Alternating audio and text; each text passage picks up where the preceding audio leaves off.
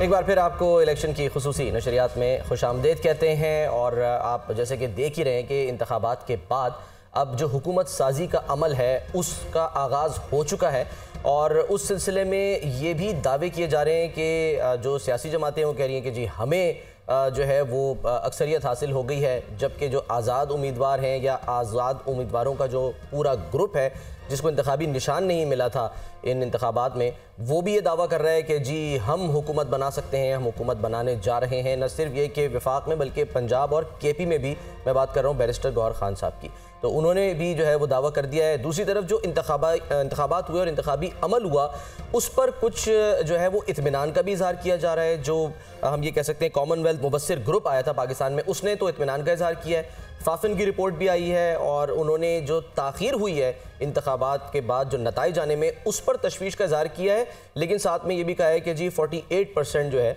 वो turn out रहा है। और रद्द अमल भी आ गया है दफ्तर ख़ारजा का, क्योंकि बरतानिया, अमरीका और यूरोपीय यूनियन जो है वो कुछ शकूक व शुबहात का इजहार कर रहे थे, तहफ़्फ़ुज़ात का इजहार कर रहे थे कि जी लेवल प्लेइंग फील्ड नहीं मिली। तो वो क्लियर कर दिया है दफ्तर ख़ारजा ने कि जी सिर्फ़ और सिर्फ जो सिक्योरिटी मसाइल थे, दहशत गर्दी के ख़तरात थे, इस वजह से मोबाइल फ़ोन की सर्विस या नेटवर्क जो है वो बंद किए गए थे। तो ये तमाम तर क्लैरिटी जो है वो सामने अब आहिस्ता आहिस्ता आ रही है, लेकिन अभी ये नहीं पता कि वज़ीर आज़म कौन बनेगा। बिल्कुल, और इसके लिए जो है वो मशवरे चल रहे हैं, मेल मुलाकातें हो रही हैं, दावे भी हो रहे हैं। जैसे आप बैरिस्टर गौहर साहब की बात कर रहे थे कि वो कह रहे हैं ये कैसे कोई भी कह सकता है कि जी उनका ये राइट है, ये तो हमारा राइट है, लेकिन राइट किसका है ये थोड़ा सा जैसे जैसे अनफोल्ड होगा अब वक्त आगे गुजरेगा। लेकिन सलमान, एक इसमें इंपॉर्टेंट चीज़ ये भी है कि चैलेंज बहुत बड़ी तादाद में नताइज होना शुरू हो गए, तो एक और पेंडोरा बॉक्स जो है वो रिजल्ट्स के बाद हमें खुलता हुआ नजर आ रहा है। और साथ ही साथ जो भी नताइज आ नहीं सके वो भी एक बड़ा क्वेश्चन मार्क है। और उस पर हम ये देख रहे हैं कि कराची से एहतजाज का सिलसिला शुरू हो गया है और बैरिस्टर गौहर साहब ने कहा है कि आज रात 12 बजे तक अगर नताइज नहीं आते तो फिर वो आरओ ऑफिस के बाहर एहतजाज करेंगे। लेकिन तो पुरअमन एहतजाज होगा, सिर्फ झंडे होंगे, डंडे नहीं होंगे। तो ये जो 2-3 इश्यूज हैं, बिल्कुल, तो ये जो 2-3 इश्यूज हैं, बल्कि 2-3 से ज्यादा वैसे अभी इश्यूज ही फिलहाल इश्यूज ही हैं, तो इन इश्यूज को सेटल होना है, लेकिन ये जैसे जैसे वक्त गुजरेगा तो फिर अनफोल्ड होगा। पैनल का एक दफा फिर तारुफ करा देते हैं। सलमान गनी साहब हमारे साथ मौजूद हैं, खालिद मसूद साहब, रसूल बख्श रईस साहब और ब्यूरो चीफ लाहौर हसन रजा साहब ने भी हमें ज्वाइन कर लिया है। सर, अगर इजाज़त दें आप लोगों को थोड़ी कुछ ज़रा क्विकली ज़रा ख़बरें भी ले लें और इस वक्त चल क्या रहा है। हसन, कितने हल्के हो गए हैं लाहौर के, सिर्फ अगर हम बात करें कि जिनमें चैलेंज कर दिया गया है नताइज को? देखिए, लाहौर में 128 जो कि ओन चौधरी और सलमान अकरम राजा का मुकाबला था और ओन चौधरी को 1,72,000 उसके वोट थे, उस पर तो सलमान अकरम राजा साहब ने कल ही उसको चैलेंज कर दिया था। आज मरियम नवाज शरीफ साहिबा का जो हल्का है 119, वो भी चैलेंज कर दिया गया है। 130 शहजाद फारूक साहब ने 130 का जो हल्का है नवाज शरीफ साहब का, जो कहते हैं कि काफ़ी ताख़ीर से उसका रिज़ल्ट आया, काफ़ी सवालात उस पर उठ रहे हैं, शकूक व शुबात है, उसको भी चैलेंज कर दिया गया है।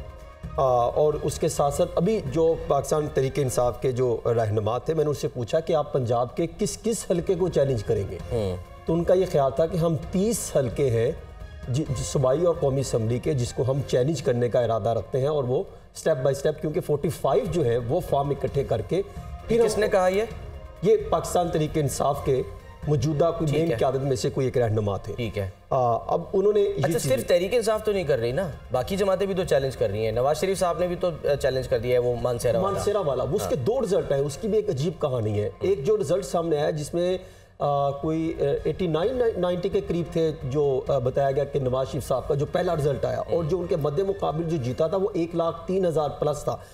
अब वो रिजल्ट के बाद मुस्लिम लीग नून की स्पोक्स पर्सन जो है मरियम औरंगजेब साहिबा, उन्होंने रिजल्ट शेयर किया। अच्छा, अब वो जो रिजल्ट हमने देखा उस पर स्टैम्प काफ़ी मशकूक सी लग रही थी और वो क्लियर नहीं थी, साइन क्लियर नहीं थे, तो हमने उनसे रब्ता किया कि जी आप अगर ये दुरुस्त है तो हमें काइंडली इसका क्लियर सर्टिफिकेट दें ताकि हम ये चला सकें। एक ब्रेकिंग न्यूज़ थी कि हम आपसे ये सारी अपडेट्स लेंगे। बैरिस्टर अली जफर साहब हैं, वो अब वक्त पे यही कह रहे हैं कि जी मैंडेट को इज्जत दो, और यही बात आर्मी चीफ भी कह रहे हैं, यही बात गुज़श्ता रात नवाज शरीफ साहब ने भी कह दी कि मैंडेट को इज्जत देंगे। तो सर, बात वहाँ आ गई है कि अब मैंडेट को सब चाहते तो हैं कि इज्जत दें, लेकिन क्या जो हमारे मुल्क की सियासत है, जो माजी है, वो क्या कहता है कि क्या होगा?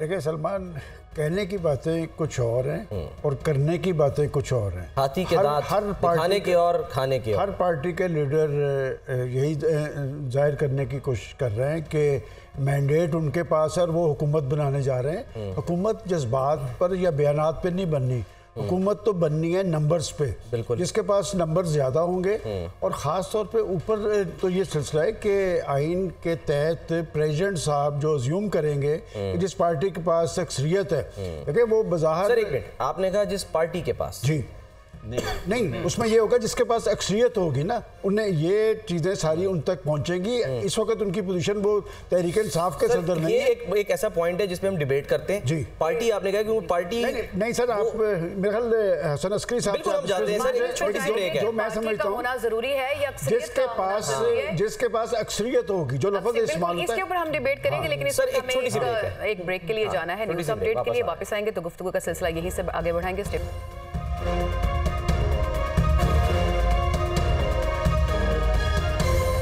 लेकिन साथ साथ अब आप सदर मुमलिकत का जो ट्वीट आया है, मेरा ख्याल है कि उससे ज़रा हम क्लैरिफिकेशन लें और साथ हसन साथ अस्करी साहब से। जो पार्टी पोजीशन और साथ में अक्सरियत वाली बात डॉक्टर हसन अस्करी साहब हमें ज्वाइन कर चुके हैं। डॉक्टर साहब, सबसे पहले तो ये कि हर पार्टी ये दावा कर रही है, जो पार्टियां दावा कर रही हैं कि उनकी अक्सरियत सर पे होना ज़रूरी है या अक्सरियत वाले भी एलिजिबल हैं हुकूमत साजी के लिए, नंबर एक। और सदर पाकिस्तान का क्या रोल है इसमें? तीसरी आपका हसन अस्करी साहब। हाँ सर आप बोल लें फिर। जो सदर मुमलिकत का रोल है, हमारे यहाँ रवायती पार्लिमानी निज़ाम वाला रोल नहीं है। बरतानिया में या हिंदुस्तान में जो बरतानिया में बादशाह कह लें आजकल, हिंदुस्तान के सदर जो हैं, जिसको वो समझें कि मेजॉरिटी है, उसको वो इनवाइट करते हैं, फिर वो जाके वोट ऑफ कॉन्फिडेंस लेता है। लेकिन हमारे आइन में ये चीज़ नहीं है। हमारे आइन के अंदर ये है कि असेंबली अपना leader of the house select करती है। जब वो leader of the house select कर लेती है, ज़रूरी नहीं है किसी पार्टी से हो, जो भी जिसको भी मुझे अक्सरियत मिल जाए, तो फिर उसको सदर मुमलिकत वजारत की वज़ीर आज़म बनने की दावत देता है। सदर का कोई डिस्क्रिशन पाकिस्तान के मौजूदा आइन के अंदर नहीं है। सिर्फ वो असेंबली का डिस्क्रिशन है कि असेंबली इलेक्ट करेगी। हिंदुस्तान में असेंबली इलेक्ट नहीं करती, और जिसकी मेजॉरिटी हो या जिसके मुतल्लिक सदर मुमलिकत का ख्याल है कि मेजॉरिटी है, उसको वो इनवाइट करता है। फिर जाके वो टेस्ट होती है उसकी मेजॉरिटी। और इसमें बाज़ दफ़ा ऐसा होता है, सदर मुमलिकत ने 96 में इंडिया में वाजपेयी को कहा, उन्होंने हुकूमत बनाई, लेकिन चूँकि वोट ऑफ कॉन्फिडेंस नहीं ले सकते थे, उनकी मजबूरी थी, तो उन्होंने इलेक्शन कॉल कर लिया था नया। सर आप क्योंकि खुद निगरान रह चुके हैं, निगरानों का रूल ख़त्म हो गया है, लेकिन अब जो रोल बाकी है वो क्या है? यानी कि अब क्विकली होगा क्या आगे?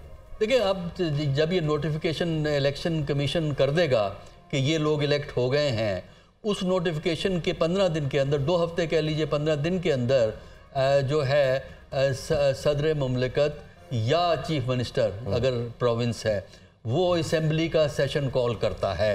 वो उसका एक मखसूस जो लॉ मिनिस्ट्री है वो नोटिफिकेशन इशू करती है, एक स्टैंडर्ड प्रोसीजर मौजूद है। और वो उससे पहले अगर कंसल्टेशन करनी हो तो कंसल्टेशन भी की जाती है कि किस दिन कॉल किया जाए, क्योंकि उन 15 दिन में किसी दिन भी कॉल हो सकता है, और आमतौर पर 14-15 दिन के बाद होता है। फिर वो असेंबली जो है वो इलेक्ट करती है चीफ मिनिस्टर को या प्राइम मिनिस्टर को। ठीक है, डॉक्टर साहब ने बिल्कुल दुरुस्त फरमाया है। इसमें जो असम्बली होगी वो लॉ एंड पार्लियामेंट्री अफेयर्स ये भिजवाएगी असम्बली। ठीक है, इसमें निगरान प्राइम मिनिस्टर साहब डेट तय वो करेंगे। इसमें प्रेसिडेंट साहब का कोई रोल नहीं होगा। जब स्पीकर साहब आज भी मौजूद हैं, वो राजा परवेज़ अशरफ साहब हैं। ये असम्बली सेक्रेटेरिएट ने सारा इलेक्शन करना है, और आर्टिकल 148 के तहत प्राइम मिनिस्टर का इंतखाब है। इसमें निगरान प्राइम मिनिस्टर साहब डेट तय करेंगे, और फिर असम्बली सेक्रेटेरिएट प्रेसिडेंट साहब को लिखेगा कि ये साहब प्राइम मिनिस्टर मुंतखब हो गए, इनके ओथ का बंदोबस्त सदर साहब करेंगे। अच्छा, और वो कोई भी हो सकता है ना? कोई भी ये मतलब वो जो कहा जा रहा था कि जो आज़ाद उम्मीदवार हैं इनको शामिल होना होगा किसी जमात में, फिर जो है वो ये पहला इजलास प्रिजाइड राजा परवेज़ अशरफ साहब ने करना है, जो इस वक्त भी स्पीकर हैं। स्पीकर मौजूद हैं। ये सारा असम्बली सेक्रेटेरिएट ने प्राइम मिनिस्टर का इलेक्शन कंडक्ट करना है, और उसके बाद डेट जो इजलास की है ये निगरान प्राइम मिनिस्टर अनाउंस करेंगे और प्रेसिडेंट साहब को भी बताएंगे।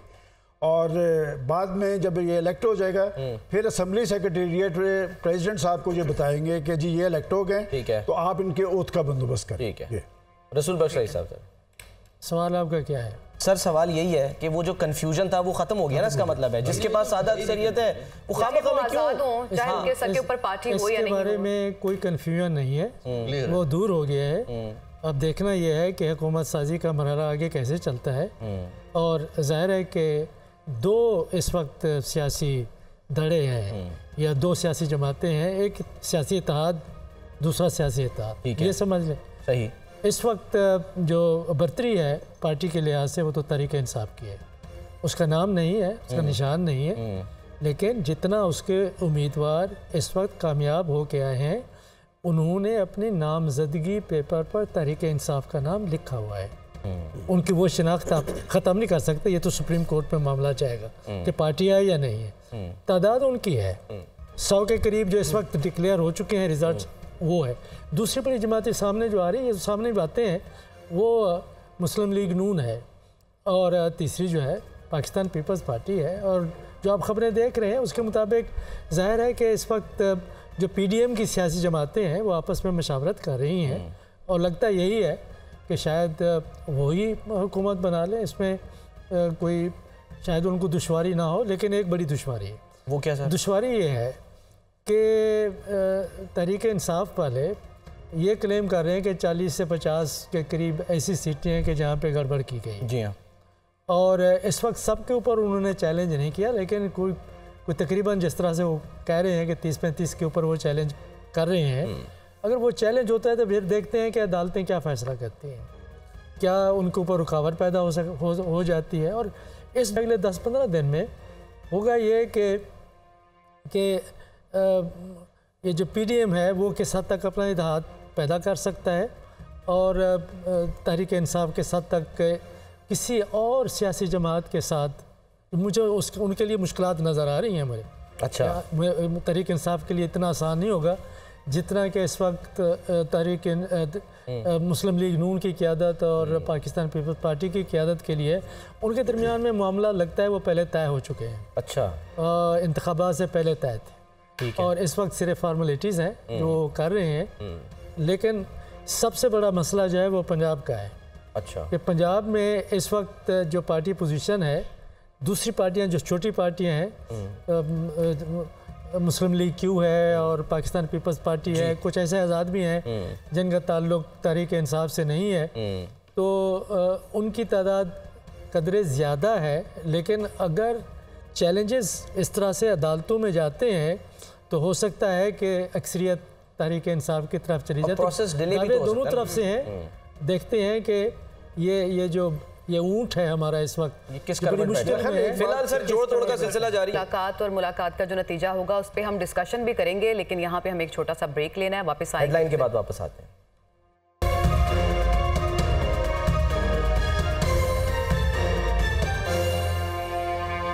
Welcome back. हम डिस्कस कर रहे थे ब्रेक पे जाने से पहले कि जो मुमकिन सूरत हाल हो सकती है हुकूमत साजी की वो क्या होगी, और जो इस सिलसिले में मेल मुलाकातें हो रही हैं उसके क्या नताइज निकल सकते हैं। तो अपने पैनल को शामिल गुफ्तगू करते हैं। खालिद मसूद साहब, जो अक्सरियत साबित करने का मसला है, आपको क्या लगता है कि पार्टी होना ज़रूरी है इस अक्सरियत को साबित करने के लिए, या आज़ाद बगैर पार्टी के भी अपनी अक्सरियत साबित करके और हुकूमत साजी कर सकते हैं? देखिए सानिया, ये जो पार्टी का इशू है ये तो मैं बाद में डिस्कस करता हूँ। बुनियादी तौर पे जो इस जो मसला है दरपेश, वो है अपनी अददी अक्सरियत को साबित करने का, या ज़ाहिर करने का। जो मुस्लिम लीग नून है वो इस अपनी जो अददी अक्सरियत है इसको ज़ाहिर करने के लिए वो इत्तेहादी सियासत की तरफ, वो PDM 2 को दोबारा जो है वो फॉर्म करने के लिए वो उस कोशिश में है। लेकिन जो PTI है, मैं समझता हूँ कि बुनियादी तौर पर वो अपनी अददी अक्सरियत जो है उसको जाहिर करने के लिए वो अब जिन हलकों में उनको इतराज़ है वो उसको कोर्ट में ले जाकर तो अपनी अक्सरियत जो है वो वोट के ज़रिए अपनी ज़ाती सीटें बढ़ाना चाहती हैं।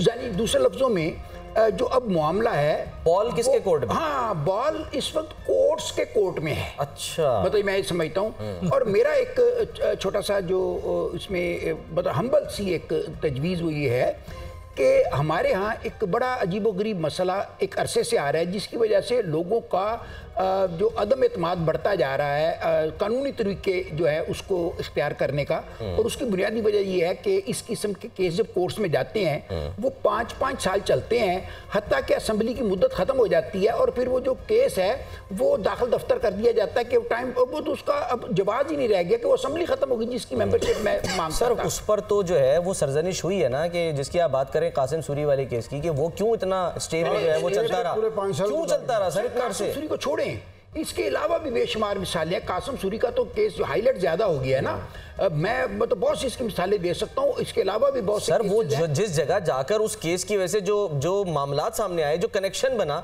वो तो हाईलाइट तो सर फिर होना ही था ना। अब इसके देखिए, अब इसका क्या हल है? इसका हल यही है कि देखें जो 4 हल्कों का वो केस इतनी देर चला और उसके बाद में देर में चीजें, अच्छा जितना आप चीजों में डिले करते हैं ना, शिकूक व शुबहात भी बढ़ते हैं और उस पर आपकी रिजर्वेशन भी बढ़ती जाती हैं। जैसे इलेक्शन के जो रिजल्ट जब डिले होता है तो मैं समझता हूँ उसमें गड़बड़ ना भी हो तो उसमें लोगों के शिकूक बढ़ते हैं। कोर्ट्स का ये बजाय इसके कि इसको लंबा तारीखें डालें, उसका जो ठीक है खुलवाएं भाईजान, फॉर्म 45 ले आए, इसको इधर जमा कर लें, टेबुलेशन बैठ के मतलब कैलकुलेटर रख के बिठा लें, और कोई मसला है तो जो है बॉक्स जो है उनको खुलवा के तो गिनती करवा लें। बिल्कुल होना चाहिए। इसको तारीख दर तारीख इस मामले में हम ये नहीं कह सकते कि देर आए दुरुस्त आए। ये जो फॉर्म 45 है ये तो एक महफूज चीज है और ये कोर्ट्स के पास जब जाना है ये मसला मेरे ख्याल डिले नहीं होगा। कोर्ट्स को भी इस बात का इदराक है, पाकिस्तान के अंदर पहले ही एक सूरत हाल मौजूद है और लाहौर के आधे हल्के जो है वो चैलेंज किए हैं। इसी तरह आप कल तक देखेंगे कि और हल्के बहुत सारे चैलेंज होंगे और कोर्ट से ज्यादातर इन चीजों में नहीं उलझेगी। सर फॉर्म 45 अदालतों में मामला, सर फॉर्म 33 वाला वो भी जो है वो मामला 7 के भी 2 चल रहे हैं सलमान कमर जैसा वाला फॉर्म में। जी सर देखिए बात यह है कि किसी फॉर्म 45 हो 47 33 हो उससे फ़र्क नहीं पड़ता।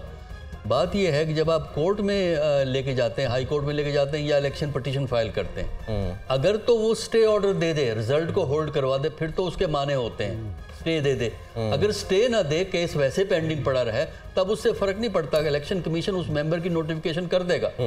इलेक्शन कमीशन और जो पार्टीज के लिए अहम होता है वो है नोटिफिकेशन का होना या ना होना। तो अगर तो आप कहते हैं नोटिफिकेशन ना किया जाए और हाई कोर्ट ये एक्सेप्ट कर ले कि टिल द डिसीजन ये नोटिफिकेशन नहीं होगा, तो वो मेंबर काउंट नहीं होता।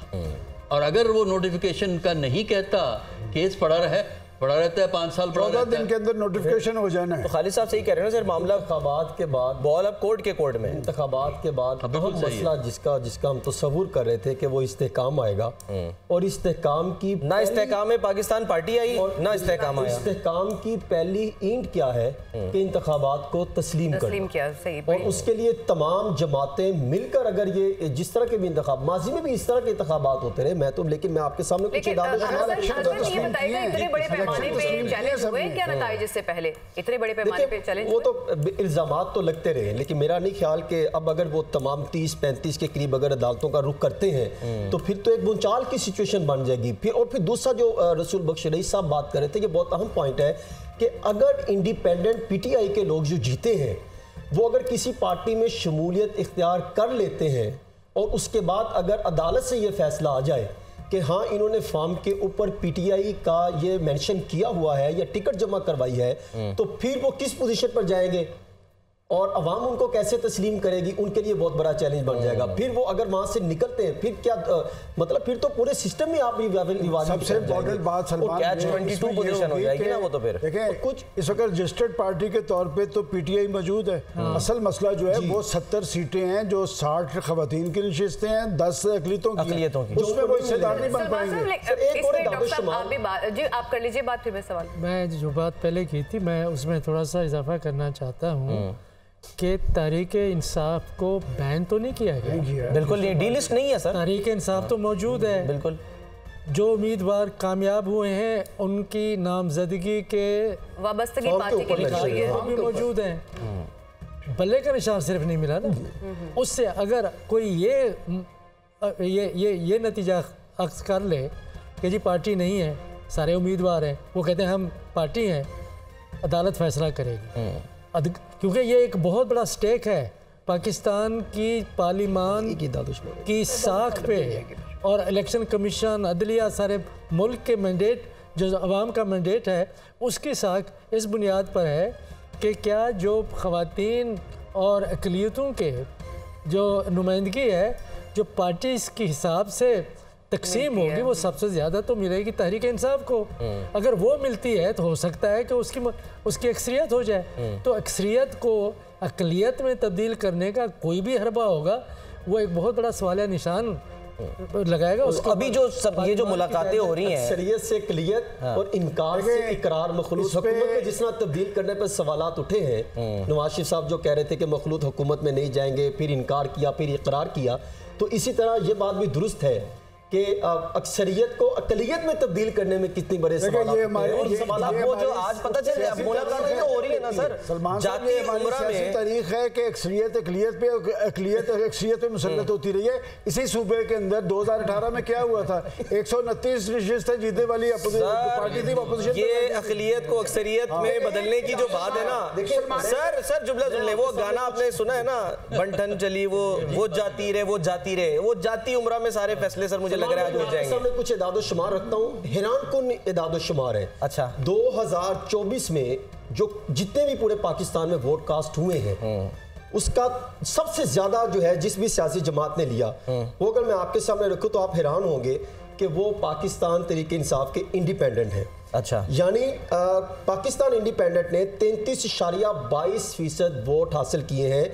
1,88,64,593 1,88,64,593 पूरे पाकिस्तान में, जो अब तक रिजल्ट फॉर्म 47 के मुताबिक। और ये 2018 में 1,79,00,000 थे।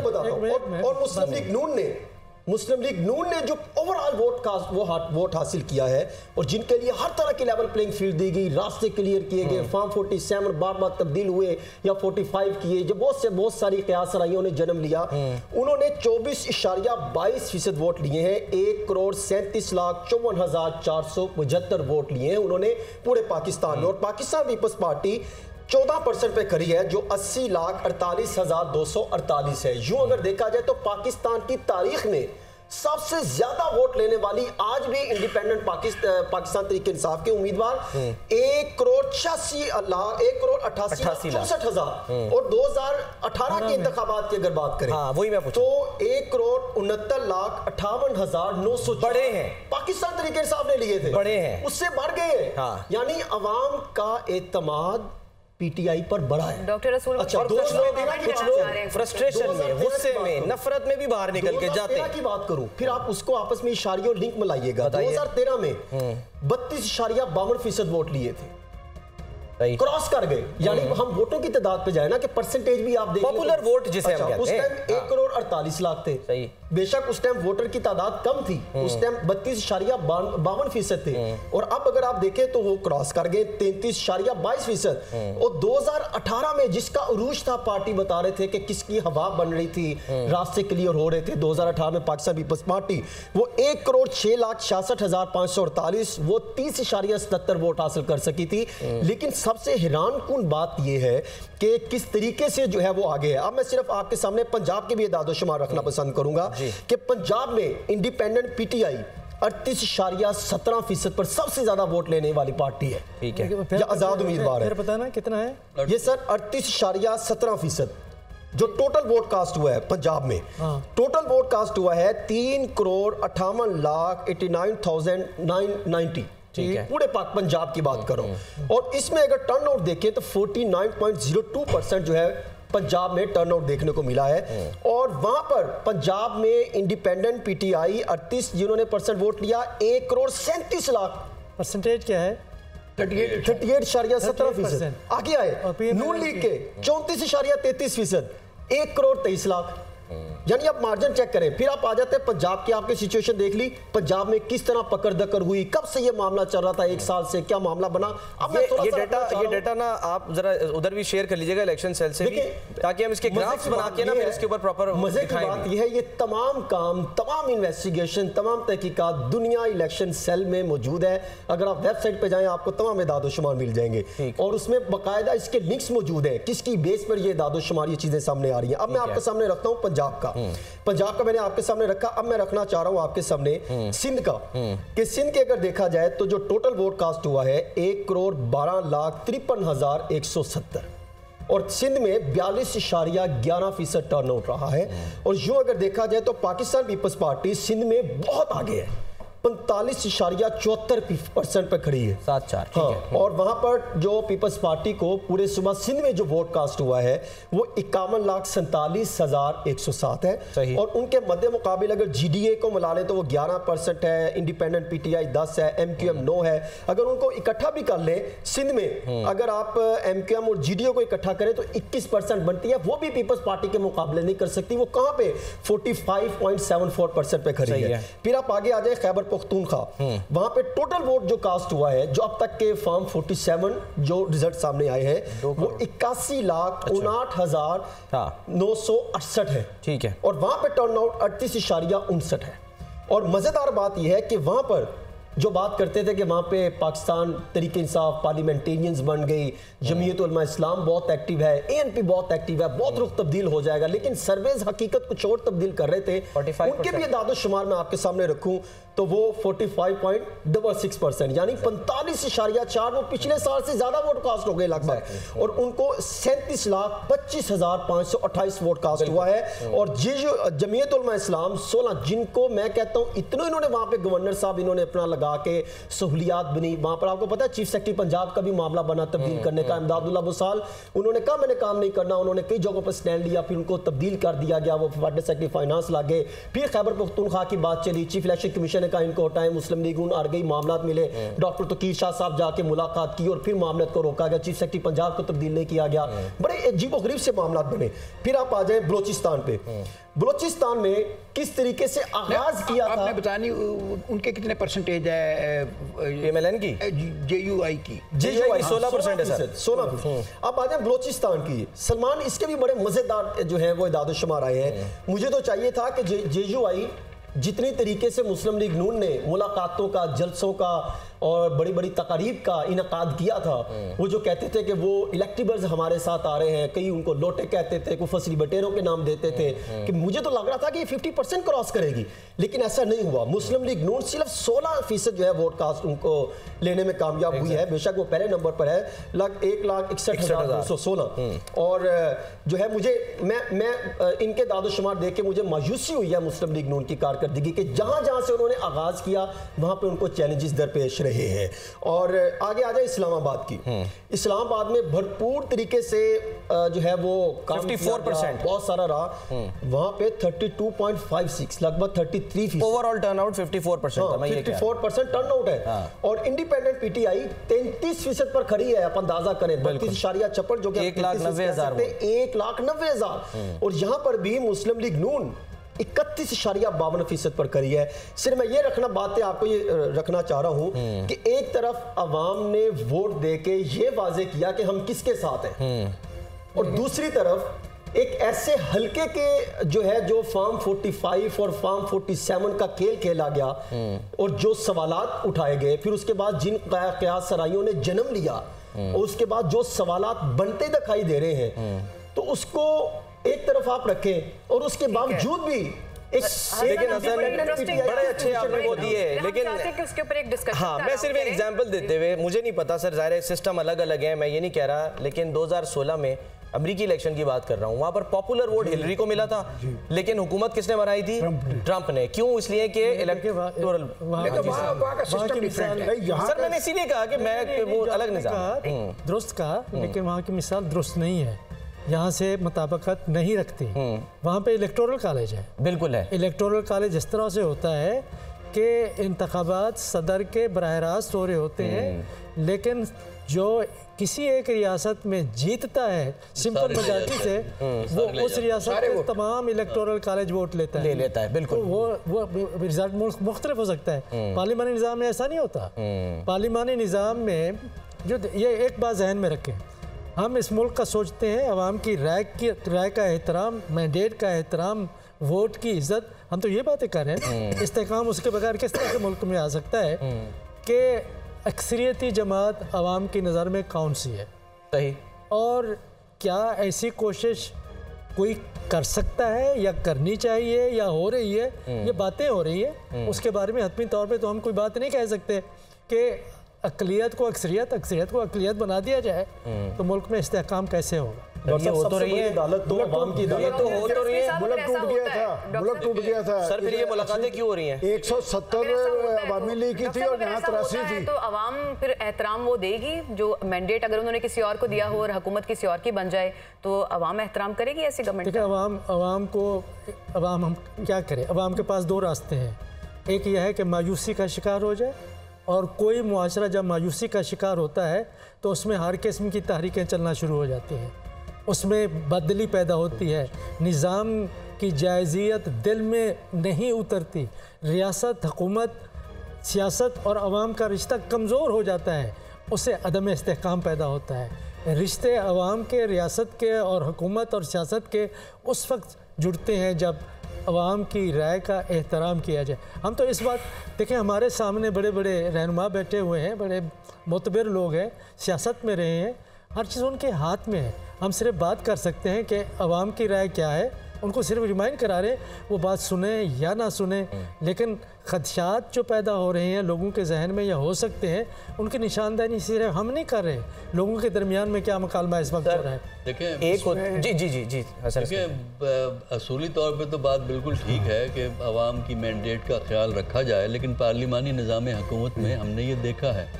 कि जो बाज़ दफ़ा बहुत सी छोटी पार्टियां इकट्ठा करके वो रिक्वायर्ड वोट इकट्ठा कर लेती हैं, वो ठीक है कि ऐसा निज़ाम स्टेबल नहीं होता, उसमें मसाइल चलते रहते हैं, लेकिन पार्लिमानी निज़ाम में ये मुमकिन है, उसमें ये स्कोप है। जिस तरह इस वक्त कोशिश हो रही है, जरदारी साहब मिल रहे हैं, नवाज शरीफ पाकिस्तान में हुआ है ना सर, ऐसा माजी में पाकिस्तान में तो होता रहा है ये। पाकिस्तान में तो प्राइम मिनिस्टर कहता है, सोहरावर्दी का है ना कि सोहरावर्दी ने सिकंदर मिर्ज़ा से कहा, सिकंदर मिर्ज़ा ने सोहरावर्दी से कहा कि आप रिज़ाइन करो, सोहरावर्दी ने कहा कि असेंबली सेशन करो, मैं अपनी मेजॉरिटी टेस्ट करना चाहता हूँ। सिकंदर मिर्ज़ा ने कहा कि नहीं, आप रिज़ाइन करो वरना मैं डिसमिस कर दूंगा। तो ये जहाँ जमहूरियत कमज़ोर हो, जहाँ असूल की बजाय मसलहत ज़्यादा अहम हो, जहाँ इक़्तिदार को चंद महदूद तबके या चंद महदूद अफराद कंट्रोल करें, वहाँ पे फिर यही होता है। और ये इसकी बुनियादी वजह यह है कि जिन मुल्कों में जमहूरियत हो लेकिन जमहूरी सोच ना हो, जमहूरी फ़िक्र ना हो, जमहूरी कल्चर ना हो, वहाँ फिर आप इस किस्म के मसाइल को फेस करते हैं। और जिसका नुकसान जो है वो आम आदमी को इसलिए होता है कि हुकूमतें इक़्तिदार को हासिल करने, उसको बचा के रखने में एनर्जी ज़्यादा खर्च करती हैं, अवाम के मामलात को की इस्लाह करने में तवज्जो कम। असल इश्यूज इग्नोर हो जाते हैं। सलमान साहब, मैं सिर्फ प्रोफेसर ने जो बात की है बिल्कुल दुरुस्त है, मैं इसे थोड़ा सा आगे बढ़ाना चाहता हूँ कि बात बिल्कुल दुरुस्त वो कर रहे हैं कि होना तो ऐसे चाहिए लेकिन होता ऐसे नहीं है। कि जहाँ पर वो भी इदाद शुमार बता रहे थे, अगर इदाद शुमार के चक्कर में पड़ेंगे तो जो पार्टीज उसके जाती उम्रा में बैठी हैं वो तो बनती हैं 2 करोड़ 60 लाख के करीब। बात है कि अच्छी कैलकुलेशन है। मैं इसलिए कह रहा हूँ ना कि जब वो पार्टी अगर एक तरफ 1 करोड़ 79 लाख हैं तो दूसरी तरफ 2 करोड़ 60 लाख वाले बैठे हैं, कि अगर आपने पार्लिमानी सिस्टम की भी कोई अच्छी इक़्तिदार है, उसकी भी कोई अच्छी रवायात है, हम तो उस पर भी कामयाब नहीं रहते। और जो प्रोफेसर साहब ने बात की है कि जब हुकूमतें इसी चक्कर में पड़ी रहेंगी कि हमने अपने अरकान असेंबली को साथ रखना है, और ये साथ रखना कोई सादा सा मामला नहीं होता।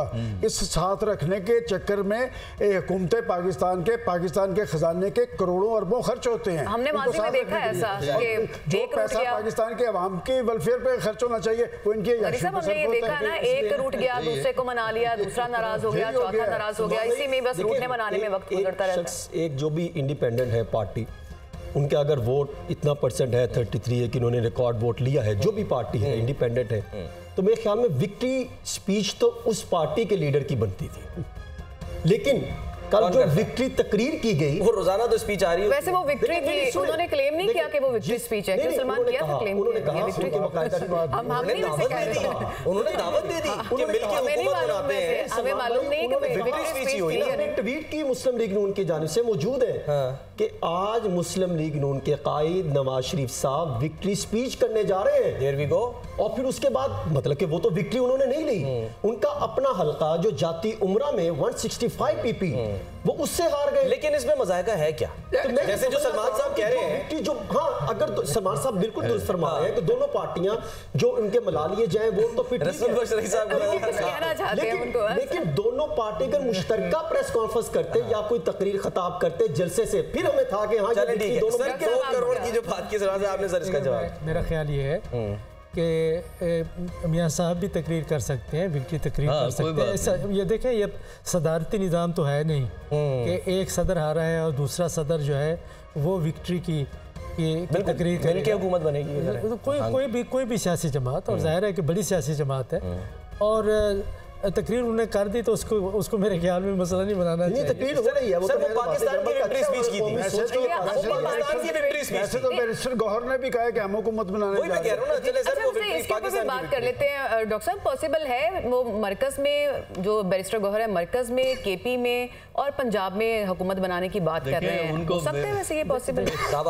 ये बात ये है कि मरकज में तो मुझे तो ये मुबैना तौर पर ऐसा लगता है कि पीडीएम की जो पुरानी सियासी जमातें हैं उनके अंदर इत्तेहाद हो जाएगा, और पाकिस्तान पीपल्स पार्टी और मुस्लिम लीग एन और जो छोटी जमातें हैं वो मिल जाए, एमक्यूएम भी उनके साथ मिल जाए, तो वो आसानी से हुकूमत विफाक में बना सकेंगी। केपी में तहरीक इंसाफ बनाएगी और बना सकती है, बनानी चाहिए। सिंध में पाकिस्तान पीपल्स पार्टी है। पंजाब में अलबत्ता इस वक्त कंटेस्ट है और 137 आज़ाद और पीएमएल। लेकिन इस वक्त जो पंजाब में कंटेस्ट है वो अगर जो इस वक्त रिजल्ट्स हमारे सामने है उनकी नोटिफिकेशन इसी तरीके से हो जाती है तो फिर जो पीडीएम की पार्टियां हैं वो बना सकती हैं हुकूमत। अच्छा, लगता है ऐसा ही है। अब देखना ये होगा कि अदालतें क्या स्टे देती हैं। अगर नोटिफिकेशन रुक जाते हैं कुछ 30-35 सीटों पे तो फिर तरीके इंसाफ हुकूमत बना तो कोई गवर्नमेंट भी नहीं बनेगी। अच्छा, ये डिले हो सकता है, वैसे लिंगर ऑन हो सकता है अदालतों में जाके। जी जी। अभी जो वोट शुमारी सलमान साहब ने की 2 करोड़ 2.25 करोड़ कर दिए इदारे शुमारियात नहीं सर, लेकिन कैलकुलेशन देखें ना,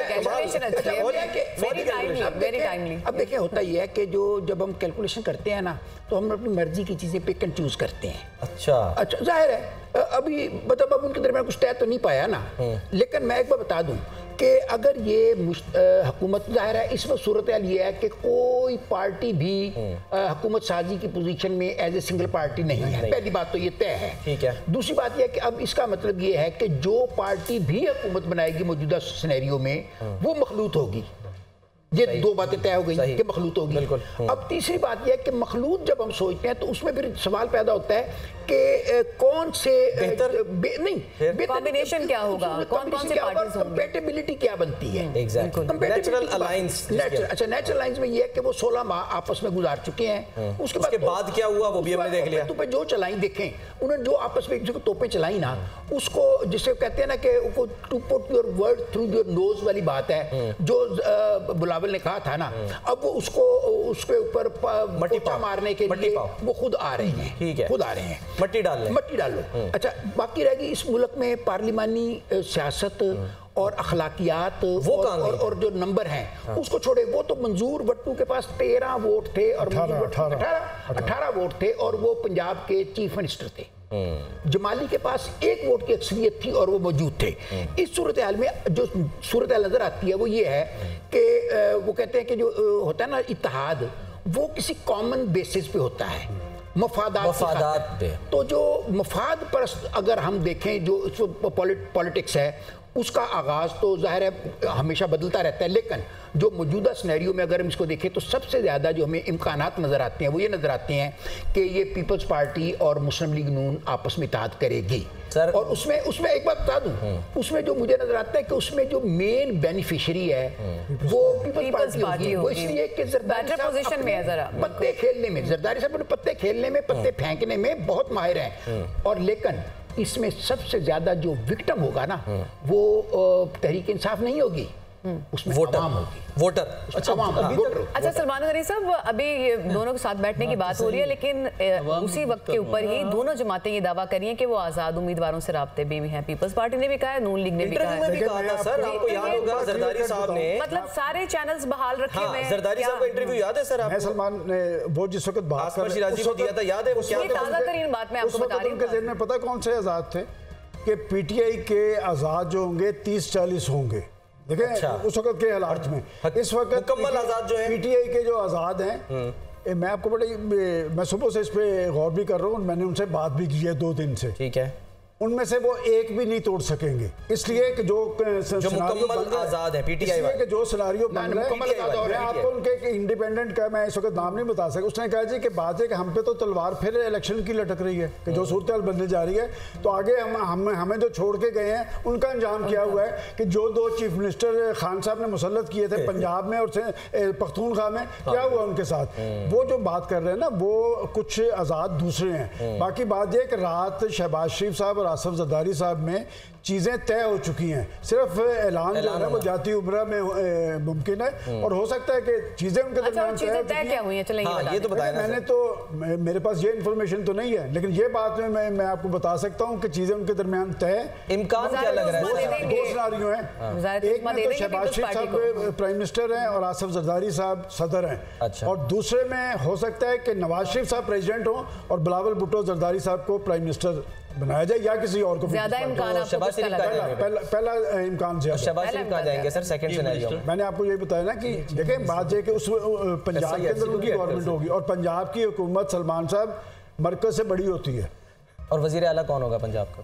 अगर ऊपर नवाज शरीफ साहब प्रेसिडेंट होंगे तो फिर यहाँ पर नीचे मरियम नवाज साहबा हो सकती है। मरियम नवाज साहिबा सर आपको लगता है वाह जी क्या जमहूरियत है, बेहतर होंगी उस्मान बुज़दार साहब से? मुझे नहीं पता, मैं सवाल कर रहा हूं। उस्मान बुज़दार को मुसल्लत नहीं करेंगे ये उनके मुखालिफिन ये इल्जाम लगाते रहे ना, ये कहते रहे कि मरियम साहिबा आज तक एक को भी नहीं जीती काउंसिलर का, और वो अब इलेक्शन जीती है, तजुर्बा नहीं है। लेवल के ऊपर उन्होंने नहीं तजुर्बा नहीं है क्या? देखें पहले सर इसका जवाब दे देना, ये सवाल है उसका जवाब दे तो फिर आ जाइए। मियां साहब वजीर आजम, भाई यहाँ पे वजीर आला, फिर सर मैं कह रहा हूँ इससे निकले ना बाहर, सर इससे निकले। पीटीआई को निशाना क्यों बनाया गया या तनकीद क्यों गई कि भाई वो एक्सपीरियंस नहीं थे, उनको तो कुछ नहीं पता था, उन्होंने बिल्कुल ना तजर्बाकार लोग लगा दिए, तबाह कर दिया, मुल्क बर्बाद कर दिया। अगर अब वही जो है वो अब होगा तो फिर क्या होगा? मैं यही कह रहा हूँ कि असल मसला यहाँ पे मेरिट जो है ना वो कुछ तजर्बा नहीं है होता सियासत में। उस्मान बुज़दार आपको पता कब आया था? सबसे आखिर में आने वाला था, और वो उस वक्त चीफ मिनिस्टर बना जब ना कोई जर्नलिस्ट क्लेम कर सकता है, ना 95% पंजाब असेंबली के अरकान क्लेम कर सकते हैं। ये तो वही मेरी बात तायद कर रहे हैं ना, जो भी हुकूमत आए तायद तो यही हो रही है, चाहे मरियम नवाज शरीफ साहब आए चाहे शहबाज शरीफ साहब आए, उनके लिए सबसे बड़ा जो चैलेंज होगा, और वफाक में भी, कि जो निगरान गवर्नमेंट ने जो परफॉर्मेंस दिखाई है उसको लेके चलना, उसके मयार को मीट कैसे करेंगे? मयार को मीट करना। अगर वो काम नहीं कर सकते तो मैं आपको चैलेंज करके कहता हूं 6 महीने बाद इन पर सवालात उठने शुरू हो जाएंगे। मोहसिन साहब क्यों कर सके, ये मयार क्यों सेट कर सके, क्या वजह बनी कि हो सका? चीफ मिनिस्टर क्यों नहीं कर सका? हाँ एग्जैक्टली, मोहसिन साहब ने क्यों किया? जो मैं समझाऊं, मैंने उनके साथ विजिट भी की है, उनकी मीटिंग्स भी अटेंड की, जो एज ए रिपोर्टर मैंने 1-2 चीजें बड़ी मॉनिटर की। कोई प्रेशर नहीं था, कोई सियासी उसरो सूख नहीं था। अच्छा। कि कोई ये कहे कि फलां काम इस तरह कर दें, फलां ठेका उसको दे दें, फलां एसी लगवा दें, बस आवाम का भला करो बस। उन्होंने जो टीम शुरू में लगाई वो 1 या 2% शायद की तब्दीली हुई होगी, बहुत ज्यादा माइनर सी, लेकिन उससे ज्यादा कोई बड़े लेवल पे उन्होंने ऑफिसर्स तब्दील नहीं किए। वही चीफ सेक्रेटरी था, वही आईजी था, वही सीसीपीओ था, वही कमिश्नर था, वही डीसी थे, वही एसी। हालांकि जब आए थे तो इल्जाम क्या लग रहा था, ये तो जी जरदारी साहब का बच्चा है, पता नहीं क्या क्या बातें हुई थी, अकरबा परवरी और ये वो, लेकिन काम कर दिखाया। साहब हो या वफाक में हो, वही ब्यूरोक्रेसी जिसको कहते थे कि ये पॉलिटिकल साइज है, ये पॉलिटिकल चले जाते हैं, वही उन्हीं से काम लेके दिखाया, उन्हीं से एसआईएफसी ने प्रोजेक्ट में काम किया। पंजाब की वज़ारत आला पे आप कुछ बात करना मुझे लगता है चाह रहे थे, आप मुस्कुरा रहे थे जब मरीम नवाज की बात हो रही थी। नहीं, मैं उसके बारे में नहीं मुस्कुरा रहा था, मैं इस बारे में बात कर रहा था। हमारी हालत पे मुस्कुरा हालत ज़ार पे सर, आप किस बात पे मुस्कुरा रहे थे सर, आप वो बता दीजिए। कि मसाइल ये नहीं है कि आपने अंडरपास बना दिया है या नहीं बना दिया। पाकिस्तान के मसाइल स्ट्रक्चरल नोयत के हैं जी, ठीक है। और मखलूत हुकूमत जो 16 महीने की आई थी, उन्होंने एक भी जो हमारा जो बुनियादी मसला है हल नहीं किया। उसकी वजह से अगर वो उन मसाइल को आप हल नहीं करेंगे, वो मईशत के हैं, तालीम के हैं, सेहत के हैं, गवर्नेंस के हैं और अदालत और इंसाफ के हैं। ये 4-5 एरियाज हैं। आबादी के हैं कि आबादी का फैला हुआ है, किसी कोई उसके बारे में सोचता नहीं है कि उसके असरात आपकी सियासत, मईशत ज़राए, कुदरती वसाइल, हर चीज़ के ऊपर, खुराक, सलामती, हर एक इशू के ऊपर पड़ रहे हैं। वो स्ट्रक्चरल इश्यूज़ हैं। निगरानों का काम वो नहीं है जो निगरानों को आपने करते देखा है। ये काम जो आपके डिस्ट्रिक्ट एडमिनिस्ट्रेशन का है या लोकल गवर्नमेंट का है। काम क्या करने चाहिए? स्ट्रक्चरल, कि आपने स्टील मिल को चलाना है या दफनाना है, इसको पीआईए को दफनाना है या आप इसको चलाना है। रेलवे क्यों नहीं चल रही है आपकी? रेलवे देखें, दुनिया में रेलवे बुनियाद है आपकी मईशत की, आपके कम्युनिकेशन सिस्टम की। और सबसे बड़ी बात यह है कि लोगों को के जो मुकदमात हैं अदालतों में, आखिर कोई अपने लिए तो कानून साजियाँ हो जाती हैं और अदालत के लिहाज से भी कानून साजी हो जाती है। ये इस कानून साजी क्यों नहीं होती कि आपके मुकदमे का फैसला 3 महीने में, 6 महीने में होगा? 10 साल 15 साल लटकाए रखने की कोई तो नहीं बनती। करप्शन है आपके मुआशरे में, मुआशरे से ज़्यादा आप जिनके पास ताकत है ब्यूरोक्रेसी के अंदर, और भी बहुत इदारे हैं। तो इनको टैकल करने के लिए अगर आपने बंदरबांट करनी है जो लास्ट टाइम की है, कोई मसला हल नहीं होगा। चैलेंजेस ये हैं, और सबसे बड़ा चैलेंज जो इस वक्त मखलूत हुकूमत बन के आ रही है, वो जो फ़र्क है जो स्टेटिस्टिक्स से हसन रज़ा साहब आपको बता रहे थे, कि अगर एक ऐसी हुकूमत है जो कई दफ़ा ये आपके ऊपर आ चुकी है और अब भी आ गई है, किस्मत है उनकी, हम क्या कह सकते हैं। ये 5वीं, 6वीं, 7वीं, 8वीं दफ़ा आ रहे हैं वही लोग, तो उनसे आप क्या तवक्को रखेंगे? लोगों में मायूसी फैलेगी, और उस मायूसी को ख़त्म करने के लिए भी उनके पास मौका है कि इस दफ़ा, जैसा सलमान साहब कहते हैं, कोई और कहते हैं, इस दफ़ा उनको बेहतर करना होगा।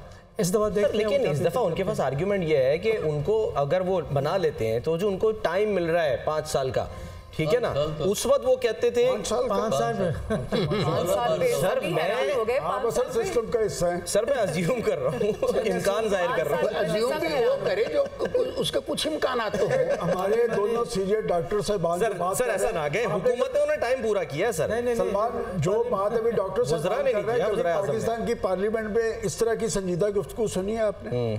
बात है कि यही मसला है ना हमारा, कि जी पार्लियामेंट जिसलिए वजूद में आती है, कभी आज तक वहाँ पर पाकिस्तान के इश्यूज के हवाले से संजीदा गुफ्तगू सुनी है? जब भी सर जोड़ा उन्होंने अपनी तनख्वाह, अपनी मराहत, अपनी टिकटें, अपनी गाड़ियाँ, और पाकिस्तान के अवाम मसाइल की आग में चलते रहे। अब तो लोगों ने मैंडेट इसलिए दिया। नहीं सलमान साहब नहीं सर, लेकिन अब एक नारा आ रहा है, करूंगा, देखिए एक नारा मशहूर हो रहा है। उन्होंने, सलमान साहब कह रहे हैं हमेशा तो तनख्वाहों का ये वो, उन्होंने डेवलपमेंट फंड भी मांगे हैं। ये छोड़े डेवलपमेंट फंड कहाँ गए, लेकिन उन्होंने हमारे नाम पर वो देने पड़ते हैं, जो हमारे नाम पर डेवलपमेंट फंड मांगे गए हैं। सर ये जब आए ना, इनको मशवरा दीजिएगा तोशा खाना का कानून भी खत्म करें, ठीक है? ये भी एक कॉन्फ्लिक्ट ऑफ इंटरेस्ट है सर, वो इंशाल्लाह खत्म खुद ही कर देंगे। जो इसका देखिए तोहफे नहीं तोशा खाना का सर, ये सिस्टम जो बात हो रही थी आज़ाद उम्मीदवारों की, इस टाइम टोटल नेशनल असेंबली के अब तक के रिजल्ट के मुताबिक 10 उम्मीदवार हैं, और आप अंदाजा कर लें कि क्या ये 10 आज़ाद उम्मीदवारों को अपनी तरफ लेकर जाते हैं तो क्या होगा। बाकी इंडिपेंडेंट वो 10 है कि वो हवा का रुख देख के मूव कर सकते हैं या नहीं, वो सिर्फ हवा का। बाकी जो अब तक के रिजल्ट के मुताबिक 89 इंडिपेंडेंट पीटीआई वाले हैं, उनके लिए जो है वो अगर मूव करते हैं तो उनको आगे मुस्तकबिल में चैलेंजेस दरपेश हो सकते हैं। और अभी तो अगला मरला बाकी है, जो भी ज़िमनी इंतखाबात होने हैं, जहाँ से नवाज शरीफ साहब ने 2 अगर जगहों से जीतते हैं, या शहबाज शरीफ साहब, या बाकी वो सीटें निकलती, तो वहाँ पर भी इंतखाब होंगे, वो भी फिर एक बॉक्स खुलेगा। दूसरा जो बात कर रहे थे कि अब ये मखलूत हुकूमत बन जाएगी, जो नज़र आ रही है, PDM बन जाएगी। अभी आज जो बात चल रही है ना कि जरदारी साहब की मुलाकात जाती उमरा में होने जा रही है या होगी, देखिए कहानी ये है या हकीकत ये है कि कल अचानक बताया गया, और एक शख्स जो बहुत अहम जिम्मेदारी पर पंजाब में भी तैनात है और अब किसी और जगह पर भी है, उनको कहा गया कि मुलाकात अरेंज करनी है। वो सारा सियासी जमातों से बातचीत हुई, मामला सेटल हुआ, और फिर मुलाकात हुई अचानक। जी अच्छा, आप कह सकते हैं। तो मेरे ख्याल में वो अभी सलमान साहब हंस रहे हैं इस पे, वो अभी रोल प्ले कर रहे हैं वो साहब, क्योंकि जरदारी साहब ने जाती उमरा जाने से इनकार किया है।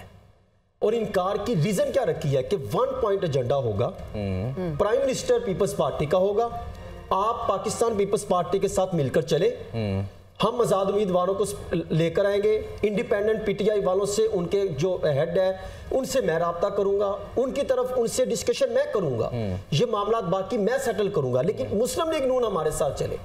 और पंजाब में भी हम आपको लेकर चलेंगे। और उसके साथ जो मेरे जरा ये दावा करते हैं कि उन्होंने कहा प्राइम मिनिस्टर हमारा होगा, prime minister president Nawaz Sharif साहब बने और उसके बाद SIFC को शहबाज शरीफ साहब ऐड करें।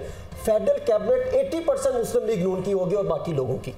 डॉक्टर आप अंदाजा करें अगर इतनी बड़ी ओवरऑल चल रही है, पूरा नक्शा खींच दिया है कैबिनेट। जिसकी बात चल रही थी कि एक मैं चीज और बात करना चाह रहा हूँ कि ये मंशूर हमने देखा कई दिनों से बातें चल रही, फिर आखिरकार को 8-10 दिन पहले को मंशूर आना शुरू हो गया। उसमें बात की गई थी 300 यूनिट फ्री देंगे, हाँ जी, हम दूध और शहद की नहरें बहा देंगे। अब मखलूक ये तो किसी मंशूर में नहीं था। देखिए मैं जिसकी तरफ आ रहा हूँ, मुस्लिम लीग नून के मंशूर में शामिल नहीं था, सिर्फ इंतखाबी दावा था उनका। मंशूर आप सारा पढ़ लें, उसमें कहीं फ्री बिजली का जिक्र नहीं था। हसन इकबाल साहब उसको कह भी चुके हैं, हसन इकबाल साहब कि ये पॉसिबल नहीं है। मंशूर की तरफ आए, उसमें जो उन्होंने पॉपुलेशन की बात की, मुआशरत की बात की, हम तरक्की इस पोजीशन पे ले आएंगे। जो PDM की थी वो तो आपको पता है 6.1% से उठा के इन्होंने 0.29 पे लाकर फेंकी थी, इसमें कोई ढकी चुपी बात नहीं है। तो अब जब ये सारी जमातें बैठेंगी तो किस तरह अपने मंशूर की बात करेंगे। और दूसरी बात जो मुआशरत की बात करते हैं, मैं समझता हूं कि वो अब इन PDM जमातों, ये सियासी जमातों का परफॉर्मेंस नहीं रहेगी, वो उनका काम नहीं है। जिन्होंने रिस्पॉन्सिबिलिटी ली SIFC का क्या अमल में लाया, और जिसकी वजह से एक एतमाद बड़ा इंटरनेशनली लेवल पर जाके, वो मेरे ख्याल में उसमें ये ज्यादा मुदाखलत नहीं कर सकते, क्योंकि SIFC एक इतना कमाल और जबरदस्त किस्म का प्लेटफॉर्म है कि जिस तरह वो परफॉर्म कर रहा है, अगर वो उस तरह जिस वक्त ये कायम, तो फिर उसके रिजल्ट आना शुरू कायम किया गया था, उसी वक्त ये मामला तय हो गया था कि जो भी हुकूमत आएगी वो इनके साथ मिलकर चलेगी, निगरान आएंगे, वो भी इसी को लेकर चलेंगे। खुद निगरानों ने आके ये कहा था। एक इस पे और दूसरा एक और भी जिस पे कंसेंसस है वो IMF पे है जी। क्या आपको याद है जब मुआहदा हुआ था तो खान साहब जमान पार्क में थे, उन्हें भी लाइन पे लिया गया था, सबने तईद की थी। बात है कि इन सारे मामला पे तो तईद होती है। मिलने गई कभी इन्होंने बैठ के ये तय किया है कि जी ये जो पाकिस्तान के सम्राट हैं ये गरीब आदमी के घर तक भी जाएंगे, गरीब आदमी के बच्चे को सेहत की, एजुकेशन की, रोजगार की सहूलतें हम दिलवाएंगे। बात यह कि SIFC का रोल अपनी जगह पे मौजूद है, लेकिन इलेक्टेड हुकूमतों का भी एक रोल होता है। वो इलेक्टेड हुकूमतें जो हम कहते हैं कि जी वो अवाम के शऊर के तहत, अवाम के मैंडेट के तहत बरसकदार आई हैं, जब वो तकारीर कर रहे होते हैं उस वक्त तो वो महंगाई, बेरोजगारी, गुर्बत को टारगेट करते हैं। एक जब वो मसलत इक़्तिदार पे पहुंचते हैं तो वो क्यों कर डिलीवर नहीं कर पाते। मेरा ख्याल हमें ये बात ज़्यादा उजागर करनी चाहिए, बजाय हम ये कहें कि SIFC बहुत अच्छा इदारा है। मैं भी कहता हूँ अच्छा इदारा है, लेकिन उनका बुनियादी काम नहीं था, बुनियादी काम हुकूमतों का था। हुकूमतों ने क्यों नहीं किया आज तक? लेकिन अगर हुकूमतें परफॉर्म करती तो शायद इस तरफ इनका कदम ना उठा पाता। परफॉर्म करती काम किया 16 माह में जो परफॉर्मेंस दी, मैं अगर तादाद शुमार रखूं कि एक साल में 6.1% से जो मुआशी तरक्की थी वो कम होती हुई 0.29 पर लाकर इन्होंने रख दी। फिर आगे ज़राअत 1.5 से 1.55 लाके रखी, सर्विस सेक्टर 10.86 रिकॉर्ड की गई। यानी आप किसकी बात कर रहे हैं? सनती तरक्की की रफ्तार 2.96 पर लाके रखी। ये PDM हुकूमत की परफॉर्मेंस है। इन्होंने केसेस माफ कराए अपने। ये मेरे पास डॉक्यूमेंट से दादो शुमार है। देते हैं कि हमने मुल्क को डिफॉल्ट से बचाया, तो वो किस बात का आर्गुमेंट देते हैं? एक मिनट बात और पहले 16 माह IMF के पास गए नहीं। डॉक्टर आयशा घोष पाशा बार बार मुस्लिम लीग नून की रहनुमा थी, बोलती नहीं आपको IMF के पास जाना चाहिए। कहां पे गए मिफ्ता इस्माइल साहब? बार बार कहते हैं जाना चाहिए। जिन्होंने नहीं गए, जिन्होंने खुदकशी करनी थी IMF से रुजू करने पे, वो क्यों गए? बताएं वो क्यों गए? और वो गए भी, और फिर जब उनको ये पता चल गया कि उनकी हुकूमत जाने वाली है तो वो उस मुआहदे को भी तोड़ के चले गए। खजाना का कुर्बान कर दिया। सर उसको तो कहा था वहां से, उसको तो वहां से कहा गया था कि हटाओ इसको। हालात ऐसे करके जो भी को बताएगा IMF के पास जाना पड़ेगा। सलमान इसकी तो बात करते हैं कि उसने खुदकुशी का कहा था और उसने ये कहा था, वो तो मुखालिफ हुकूमत थी ना, एक जगह उनको आपस में उनको ट्राई थी आपस में लड़ाई हो रही थी, दगा फसाद था। ये जो जब PDM आई है तो जो मिफ्ता इस्माइल तो इन्हीं का था ना जी। मिफ्ता इस्माइल कुछ और कहते हैं और आकर जो बेड़ा गर्क शागडार ने किया एक ही हुकूमत में, मतलब वो मिफ्ता इस्माइल और सब कहते थे इसलिए तो उनका हिस्सा नहीं है। सर ये मिसाल इसलिए ना दे, एक सेकंड, ये मिसाल इसलिए नहीं के बारे में किसने कहा था? जब शौकत तरीन साहब को लाया तो उसने कहा हफीज शेख ने बेड़ा गर्क कर दिया। आप और उधर चले जाए ना, असद उमर साहब आए थे, उसको बदला ना, चेंज करना पड़ा। किसने कहा था चेंज करने को? किसने कहा? शौकत तरीन साहब को जब लाए तो क्या कहा? वो तो मान गए, बेड़ा गर्क कर दिया मुर्शिद का। ये आपकी गवर्नमेंट तो मान गई ना कि PTI का दौरे हुकूमत बिल्कुल सब बराबर है सर। यहाँ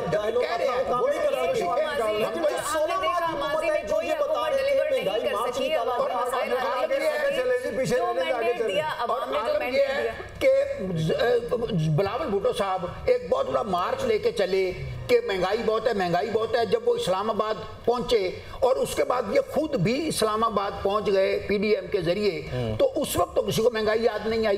बात यह है कि ये गुफ्तगू और चीज है, और ये जो इलेक्शन पे वो आगे से उन्होंने काम खराबी करते चले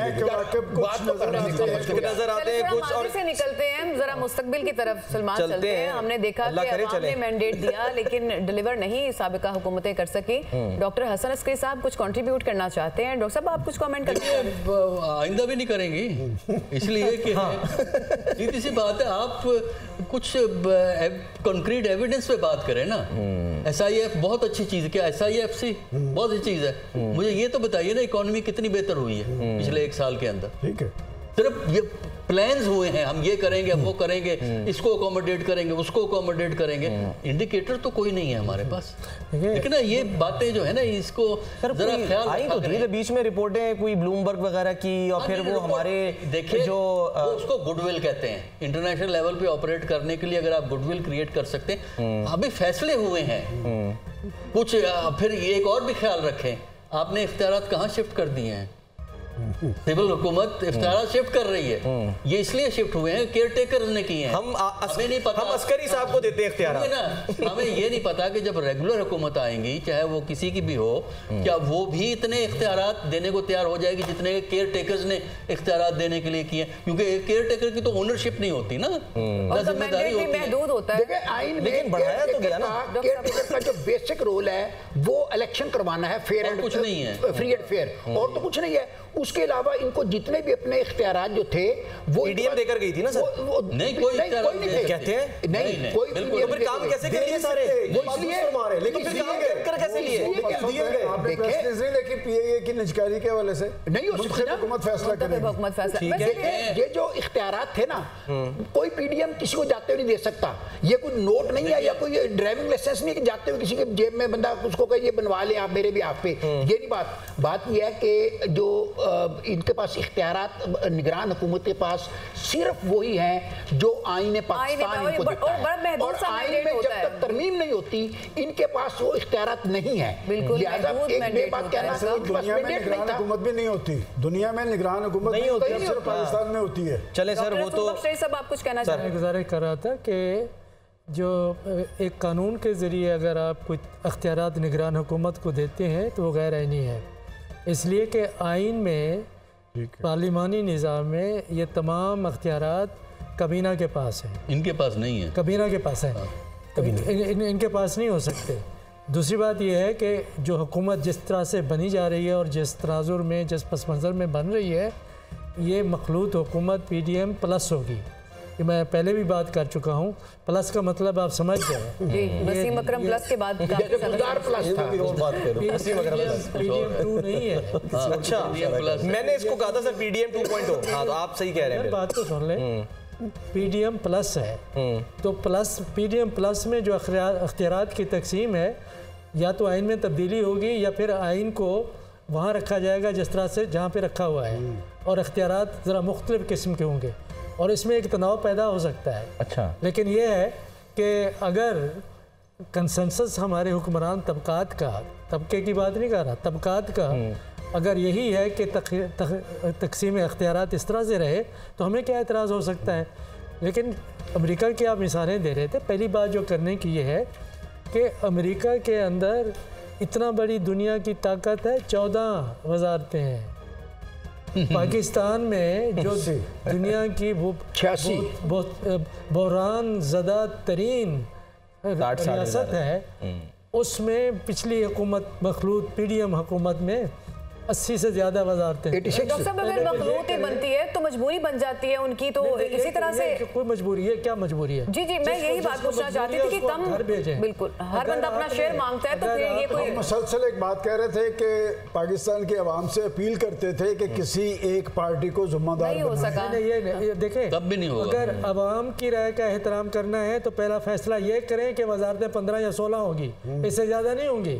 अगर पहले से ही बंदरबान शुरू हो जाती है तो मेरे ख्याल में जो एक ज़बानी कलामी हर तरह की मज़ामत है, इस PDM+ के खिलाफ शुरू हो जाएगी और शुरू हो जानी चाहिए। मौलाना साहब का क्या रोल होगा इसमें? एक मिनट, इसमें मखलूत, ये एक सवाल सिर्फ एक छोटी सी बात, चले आप मखलूत हुकूमत के हवाले से अगर आपने पाकिस्तान के कल्चर का अगर आपने जायज़ा लेना है तो उसके लिए जो सबसे बड़ी मिसाल है, जितनी ज़्यादा मतलब आपका ब्रॉड होता जाता है ना जो बेस मखलूत हुकूमत की ज़्यादा पार्टी शामिल करने की, तो उसकी एक मिसाल बलूचिस्तान की हुकूमत थी। उस बलूचिस्तान की हुकूमत में उसमें नहीं सिर्फ एक सरदार यार मोहम्मद रिंद जो थे वो अपोजिशन लीडर थे, और उसकी वजह क्या थी? उसकी वजह ये थी कि जो चीफ मिनिस्टर थे उनके साथ उनका कबायली झगड़ा था और उसके साथ बैठ नहीं सकते थे, वरना वो भी वजीर होते। और ये दुनिया में पहली मिसाल होती कि एक ऐसी मखलूत हुकूमत है कि जो इतनी गलत मलत और खलत सलत और मखलूत हुई है कि सब वजीर है और उसका कोई अपोजिशन नहीं।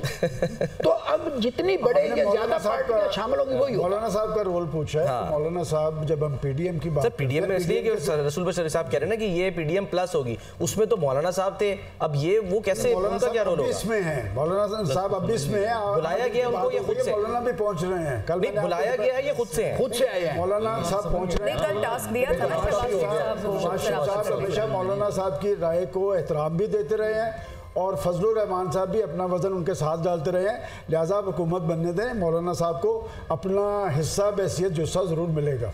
और कश्मीर कमेटी के चेयरमैन तो होंगे ना वो, कम से कम भी कुछ हुए वैसे अगर PDM+ हुआ तो सिर्फ इतने पे राजी हो जाएंगे? वो वजारत, उनके दो मेंबर हैं, वो एक वजारत मवासलात और एक हाउसिंग की वो वजारत जरूर लेंगे। ये पहले भी हम जो बात कर रहे हैं ना 16 माह की हुकूमत की अदम कारकर्दगी, उससे पहले भी मखलूत हुकूमत ही थी। खान साहब के पास सिंपल मेजॉरिटी नहीं थी, वही MKM साथ लेनी पड़ी थी, वही बाप पार्टी को। वो जो ये 7 पार्टीज लगती हैं, क्यों लगती हैं? इनका वजन उठाना बहुत मुश्किल होता है, आप अपने प्रोग्राम पे गामजन नहीं रह सकते। और बड़ी पार्टीज जिनको लोग वोट देते हैं ना, लोग उन्हें जिम्मेदार ठहराते हैं। आज भी PDM की जब आप बात कर रहे हैं, ये लोड तो उठाया था शहबाज शरीफ साहब ने, भुगतान मुस्लिम लीग नून को पड़ा है। मुस्लिम लीग नून के खिलाफ रद्द अमल हुआ है, पीपल्स पार्टी के खिलाफ नहीं हुआ। पीपल्स पार्टी ने तो अपना सूबा फिर महफूज बना लिया। देखिए कल की जो मीटिंग हुई थी ना आसिफ जरदारी साहब की और शहबाज शरीफ साहब की, हुई थी उस साहब के रिहाइशगाह वही हुई थी। देखिए उसमें गिले शिकवे भी इन्होंने कहा है सर, उसमें गिले शिकवे भी हुए। और उस मुलाकात में जब शहबाज शरीफ साहब आए तो उन्होंने बात की, जरदारी साहब से मिलने के बाद उन्होंने कहा कि पाकिस्तान पीपल्स पार्टी की क़यादत ने बेजा तनकीद की है। तो जरदारी साहब कहने लगे कि ये तो इलेक्शन का एक पार्ट था, एक सियासी सरगर्मियाँ थी, इंतखाबी मुहिम का हुस्न था। हाँ हुस्न था, इसको ख़त्म करके मैं आगे जाना चाहिए। लेकिन शहबाज शरीफ साहब आपने भी जलसों में पीपल्स पार्टी को बहुत तनकीद का उसका हदफ किया है, निशाना बनाया, नाम नहीं लिया। तो पता फिर शहबाज शरीफ साहब कहने लगे मैं उस स्टेज पर नहीं गया जिस स्टेज पे बिलावल साहब गए थे। अच्छा। और फिर साथ ही जरदारी साहब फरमाने लगे कि नहीं, हमें कौमी सलामती को देखते हुए, मुल्की मामलात को देखते हुए, हमें वसी तर मफाद को देखते हुए हमें मिलकर जो है वो फार्मूला तय करना चाहिए, आगे जाना चाहिए। ठीक है। और उसके बाद फिर उन्होंने शहबाज साहब ने कहा कि आपकी जो है वो मुलाकात जातिमुरा में होनी चाहिए। और फिर आज सुबह तय थी जिसकी वजह से वो मामला आ गया।